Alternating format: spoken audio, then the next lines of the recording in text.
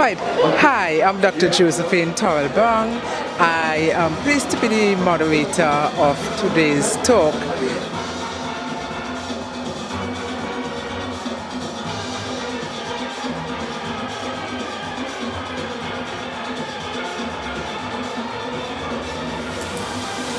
One of the struggles that I've found in recent years is I find it's harder to get more young people in the panyards.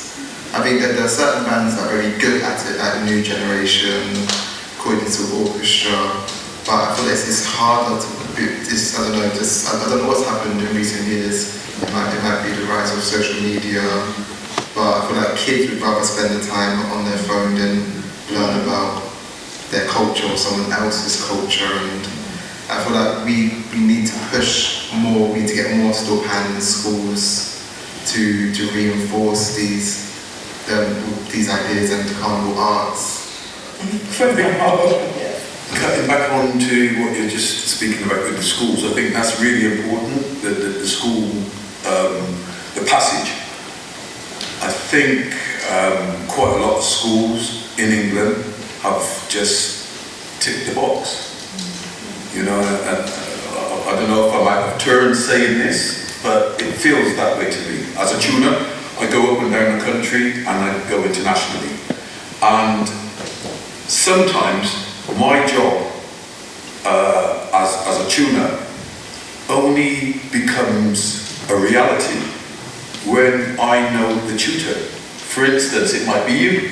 You might phone me up and say, listen man, I need such and such and such. Well, I'm going to do it for you.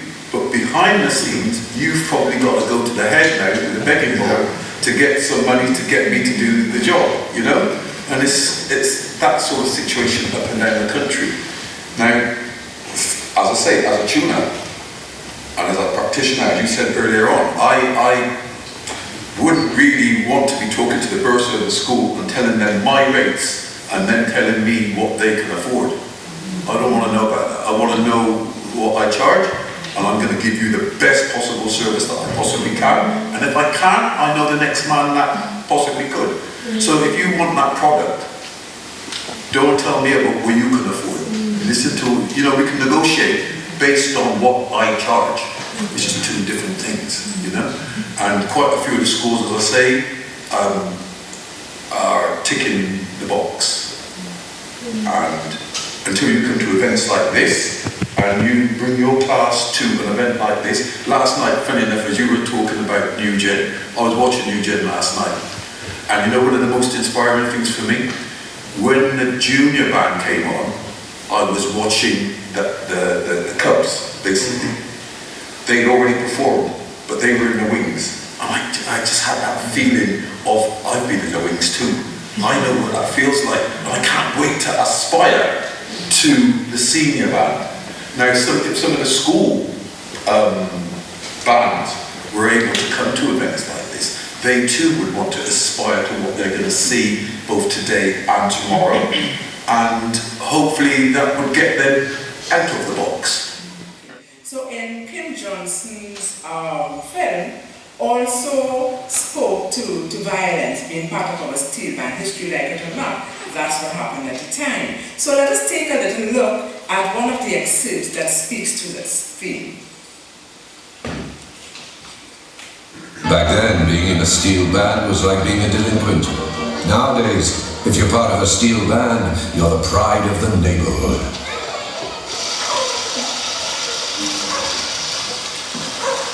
This kid's name is Giovanni. Tonight, for the first time in his life, he's officially entering a steel band competition in one of the best bands on the island, the Trinidad All-Stars. A steel band with roots going back to the origins of what we were creating. What's happening to Giovanni was my greatest dream. In the meantime, our hideouts have become panyards, spaces totally dedicated to these steel instruments.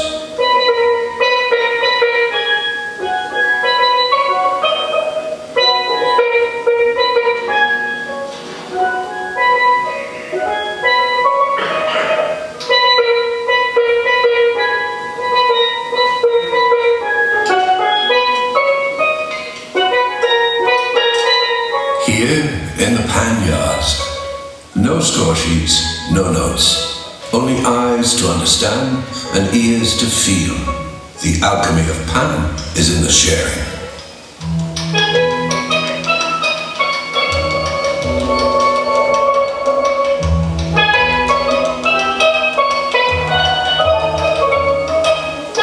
It has been fun in the Panyard. It has made new friends. Learning to play the pan, like showing one another, bring us closer together. You know? Let's have a love for one another. You come and show me, and you know, and they're willing to show it to you and all like that.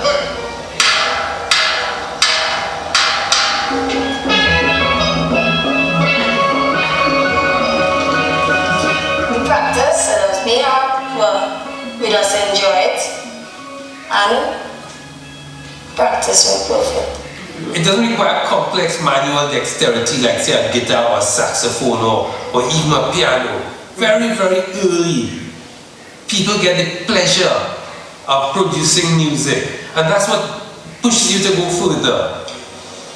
Every evening when the heat of the day dies down, the neighborhood comes together. Musicians and neighbors flock to the panyard.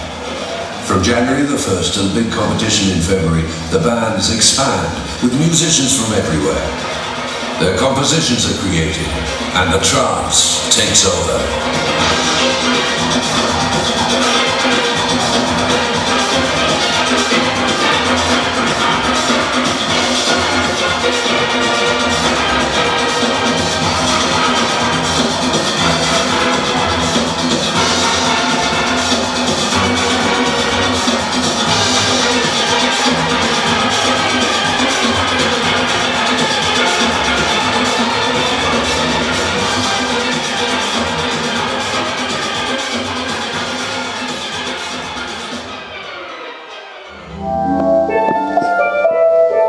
What I'm trying to bring here is just to be one of the people that says it's still about the music. And it's still about creating new music all the time, and everybody should be as different from each other as possible. That's great. You're in Trinidad. Everybody knows.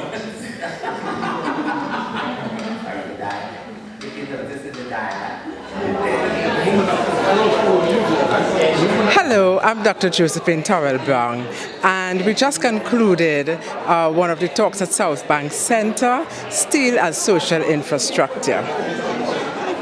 Great, I'm Marsha D. Cordova. I'm the MP for Battersea, but I'm not here in that capacity. I'm just here to enjoy the fantastic steel pan music. I've been watching some of the young people outside, but this afternoon there's been a fantastic discussion talking about the history, but also some of the challenges and what needs to be done, because I think we need to future-proof this genre. This genre needs to be recognised and have equal parity with all other music genres here in the UK. It's a cultural element that affects all of our lives, not just here in London, but nationally as well. And so it was a fantastic session to just hear what everyone had to say, but also having the audience contributions as well, because I know that from what I've heard, there are some great things happening across the UK as well.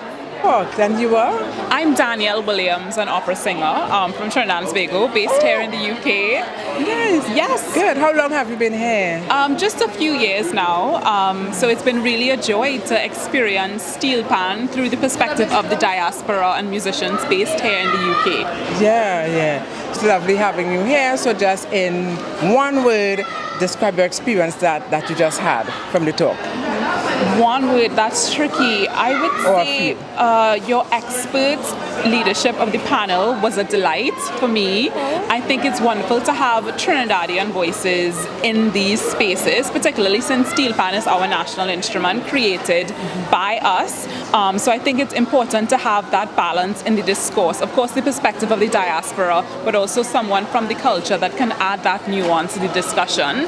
I would love to see even more collaboration with musicians based in Trinidad still. I thought it was extraordinarily a stroke of genius that you featured that film, and so people who aren't familiar with the instrument can get a sense of the history and tradition from that very rich film, and then of course the nuance that you added to the discussion with all of your commentary. Thank you so very much. I appreciate it. It was lovely having you as part of the panel.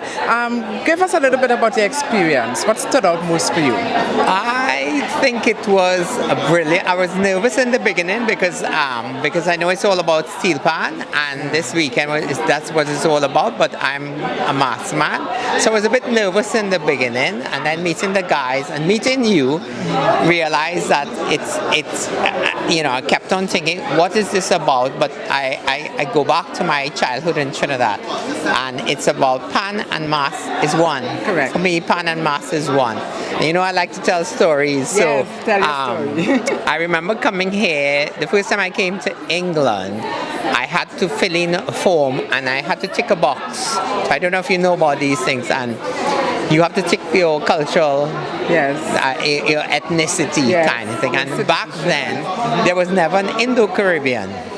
There was always Afro-Caribbean. Right. And then I became an other, O-T-H-E-R. Oh boy.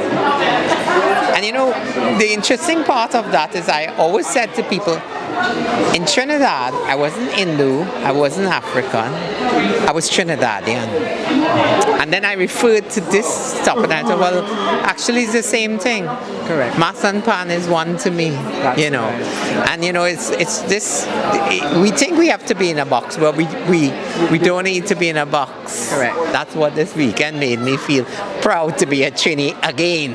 Yes, of course. and hence the reason I would have framed some of the questions into carnival arts. Yeah. Because, of course, they include you, but also to show that they are all connected. Yeah. So while we may have persons who are managing and promoting steel pan, and those promoting mass to the side and calypso and so on, but they are all really interconnected. It is. In terms of carnival and arts. it's all about, I say mass, but for us, it's all one. That's right. And yes. But the actual panel, the actual talk, everything was well versed in terms of everything, and it all flowed into one. It wasn't about pan, it wasn't about mass, but it was all about what we do as Trinidadians, Trinbagonians, as we will let's say. not leave out the Bagonians. Yes. So it indeed was a pleasure having you on the panel and having the conversation. I hope we can continue these conversations after. When I come to Trinidad, I'm definitely going to meet you. Yes, don't lose my number. No, I will. All right then. Thank you. Thanks. Here at Southbank Centre today, celebrating 75 years of steel pan in Britain. So representing Vibes Energy Academy, Vibes Energy, what's it called? Like just beautiful reimagination of steel pan in Britain and beyond.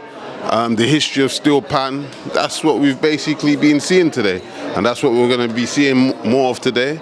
So just taking it all in, just moving forward. Elevation is the motivation. One love. Bless. What did you learn today? Well, Josephine did a really lovely lecture about steel scenes and how panists, tuners, different pan departments, how they could get like funding or how they can get help to continue in the business of establishing themselves with pan. It was really lovely because I actually heard about the tuner from Bath, and like he said, when he needs to tune pan in London, he has to come all the way from Bath to London. So clearly we need more pan tuners in London, so that that might be a career that we could get young persons involved in before other things take over their lives. So hopefully one day, you don't know, it could become an apprenticeship here if we push for it enough, where there could be funding for young ones to do an apprenticeship in tuning pan. So probably that might happen in the future. Watch this space. Thank you. So we have just concluded our talk at Southbank Center, the Purcell Room. It indeed was a pleasure for me being able to guide the talented panel of persons involved in Pan and Carnival Studies. It is a continuation of celebration here in London, where we are celebrating the Diamond Jubilee, the 75th anniversary of TASPO, Trinidad All Steel Percussion Orchestra, that would have sailed the Pan from Trinidad to London in 1951. That is an amazing milestone. Because of that, because of TASPO, that we now have the steel pan, Trinidad and Tobago's national instrument, the latest inventory of acoustic instrument all over the world. It can be seen in Europe, in America, in Canada, in the Caribbean. And the steel band, as we know it today, would have been a direct result of Lieutenant Griffiths and his genius, and those of persons like Ellie Manette and Tony Williams and so on. So we really are paying homage to those persons and what they have contributed to the art form and steel pan. We also would have continued the celebrations from Trinidad. I would have coordinated 3 events in Trinidad and Tobago. One is an exhibition at the Trinidad and Tobago Carnival Museum, where we focus on TASPO. What is TASPO? What does TASPO mean? Some of the activities that took place there, for example, like Operation Britain, where they had to raise funds for that trip. We also had a production where we reenacted creatively what happened at the port in Port of Spain in 1951 when TASPO men left on the SS San Mateo ship to come across here. And the third event we had was TASPO Day, July the 6th, Pan Jamboree, where we had excellent performances of steel pan experts, and the one and only Len Bootsy Sharp was also one of those persons who performed. And concluding that, then I left Trinidad and Tobago and came across here with a torch in the shape of a jumbo pan stick, and I came and at the tabernacle would have presented the torch, passed it on from Trinidad and Tobago to London to continue their celebration symbolically as well as literally. And the great Cyril Kamai, 95 years old, another legend in steel pan, would have received the torch. So London, it's now over to you, from Trinidad and Tobago to London and the world. Happy TASPO Day.